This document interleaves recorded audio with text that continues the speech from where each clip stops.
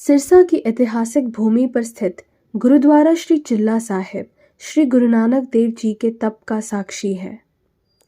अपनी पावन शिक्षाओं व वाणी से समस्त जगत को राह दिखाने वाले गुरु नानक देव जी का पावन सानिध्य सिरसा को भी मिला हुआ है।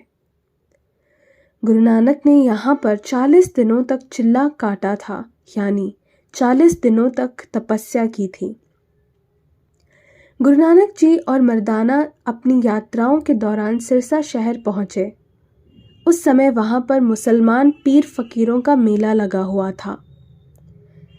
नानक देव जी जब वहाँ पहुँचे, उनका पहनावा बड़ा अनोखा था। गुरु नानक देव जी का यह पहनावा न हिंदू संतों का था, न मुसलमान पीर फकीरों का था। मेले में आए लोग गुरु नानक के आसपास एकत्रित होने लगे। तब गुरुजी ने भाई मर्दाना को कहा, मर्दाना रबाब बजाओ, और गुरुजी वाहेगुरु की महिमा गाने लगे।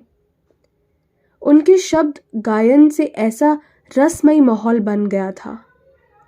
फकीरों के जलसे की भीड़ घट गई और गुरुजी के पास लगातार भीड़ बढ़ने लगी। असल में सिरसा शहर तब मुसलमान पीरों को एक बहुत बड़ा माना जाता था। वे फकीर अपने आप को करामाती कहलाते थे। लोगों को धागे, ताबीज और तंत्र मंत्र द्वारा खुश करने के डींगे मारते थे। उनका कहना था कि वह खुदा के मित्र हैं और खुदा उनके सारे हुक्म मानते हैं। इस तरह सिरसा शहर में पाखंड का बोलबाला बहुत बढ़ चुका था। गुरुजी के पास लोगों का इतना झुंड देखकर पीरों के मुखिया पीर बहावल और ख्वाजा अब्दुल बड़े गुस्से से गुरुजी के पास आए। गुरुजी की अनोखी वेशभूषा और मंत्र मुक्त करने वाले माहौल को देखकर हिंदू साधु संत भी वहां पहुंचे। उस समय गुरुजी ने लोगों को उपदेश दिया कि हमें उस मालिक को हर समय याद रखना चाहिए। प्यार, मोहब्बत, नेकी और मनुष्य की सेवा जीवन का उद्देश्य होना चाहिए। झूठ और पाखंड करके किसी को लूटना नहीं चाहिए। गुरुजी ने फरमाया कि जो लोग इस जगत में किसी को धोखा देते हैं, प्रभु की दरगाह में उन्हें भी धोखा मिलता है। खुदा उन्हें नरकों की जलती आग में फेंककर कठोर सजा देते हैं। गुरुजी के मुख से निकले उपदेश सुनकर वहां खड़े हिंदू संत और मुसलमान पीर फकीर बहुत चिढ़कर बोले, पहले तो तुम हमें बताओ कि तुम हो कौन और यहाँ क्या करने आए हो। गुरुजी बोले, ना तो मैं हिंदू हूँ और ना ही मैं मुसलमान हूँ, मैं तो उसकी बंदगी करने आया हूँ। कहते हैं तब उन्होंने अपने तंत्र मंत्रों से गुरुजी को हराने के लिए कई करामातें दिखानी चाही, पर गुरुजी ने एक निगाह भरकर उनकी तरफ देखा तो पल भर में ही उनकी सारी शक्तियां खींच ली। तब भी उनका अहंकार कम नहीं हुआ।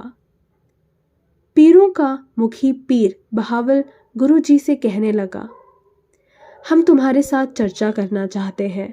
तुम तो बड़े पीर से भी बढ़कर लोगों को उपदेश दे रहे हो, इसलिए हम पूछना चाहते हैं कि तुमने आखिर कौन सी तपस्या की है जिसके कारण तुम्हें ये शक्तियां हासिल हुई हैं। गुरुजी बोले, पहले तुम शांत हो जाओ, क्योंकि पीरों को क्रोध शोभा नहीं देता।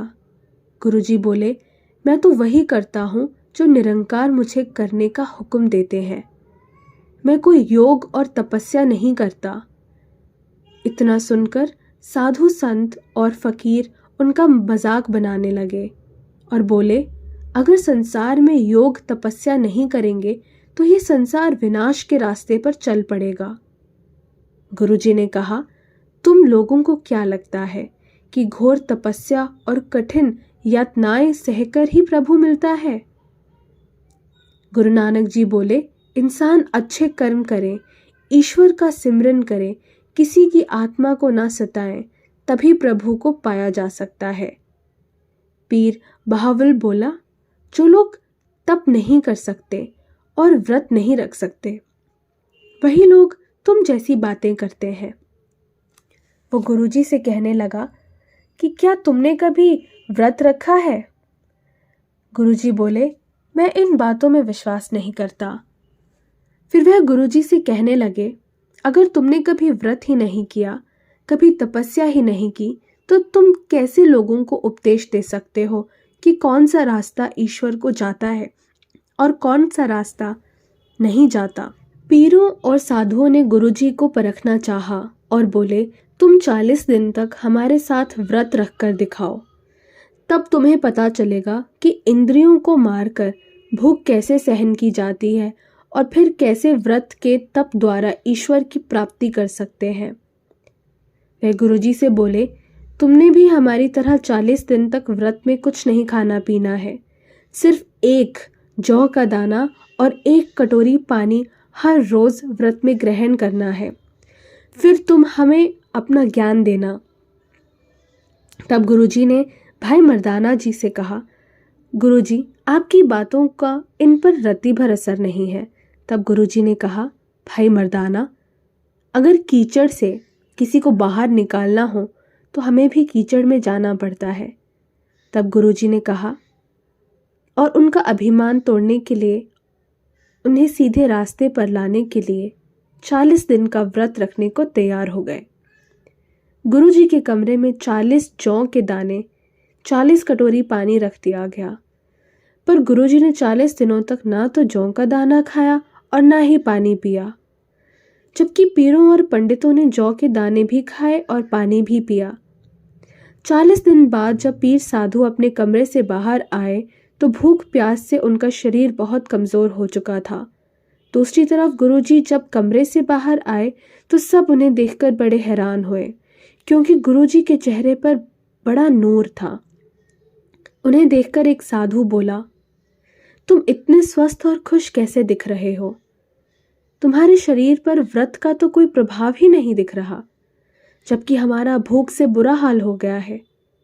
गुरुजी बोले, तुम सबका शरीर इसलिए कमजोर हुआ क्योंकि तुम्हारा दिल और दिमाग हर वक्त व्रत के दौरान भोजन की सोच रहा था, परंतु तुमने हट करके अपने दिल और दिमाग की नहीं सुनी।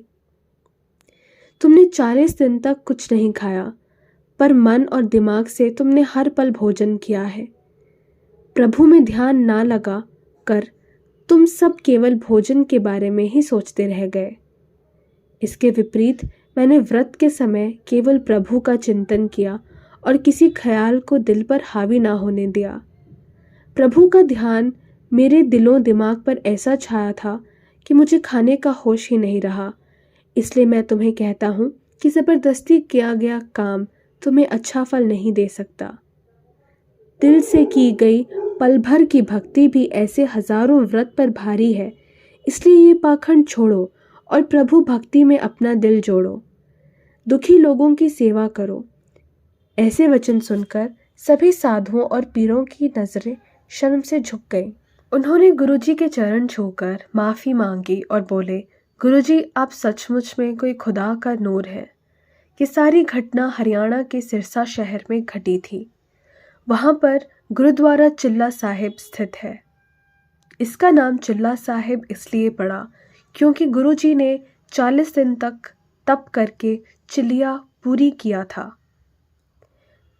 गुरु नानक देव जी ने अपनी इस साखी से हम जीवों को समझाया है कि अपने शरीर को भूखा रखकर और अन्न खाए बिना प्रभु कभी खुश नहीं होता। श्री गुरु ग्रंथ साहिब में यह व्रत रखने का जोरदार खंडन किया गया है। जैसे गुरबाणी समझाती है कि अन्न त्यागने से ईश्वर कभी नहीं मिलता। जो स्त्रियां नवरात्रि, करवा चौथ और कई तरह के व्रत रखती हैं, ऐसा करने से क्या किसी की उम्र लंबी होती है? बिल्कुल नहीं। जीव का जन्म बाद में होता है, पर प्रभु के घर उसकी मौत पहले ही लिखी जाती है। गुरुजी फरमाते हैं कि तूने व्रत रखना है तो ऐसा व्रत रख, आंखों से बुरा ना देख, कान का व्रत रख, उससे बुरा ना सुन, मुंह से बुरा ना बोल, हाथों का व्रत रख, कोई बुरा काम ना कर, पैरों का व्रत रख, बुरे रास्ते पर ना चलो। जिस स्थान पर गुरु नानक देव ने तपस्या की थी, उस स्थान पर वर्तमान में गुरुद्वारा चिल्ला साहिब स्थापित है। यह ऐतिहासिक गुरुद्वारा श्रद्धालुओं की आस्था का केंद्र है और यहाँ आकर श्रद्धालु असीम शांति का अनुभव करते हैं। गुरु नानक देव जी सिरसा में 4 महीने और 13 दिन रहे।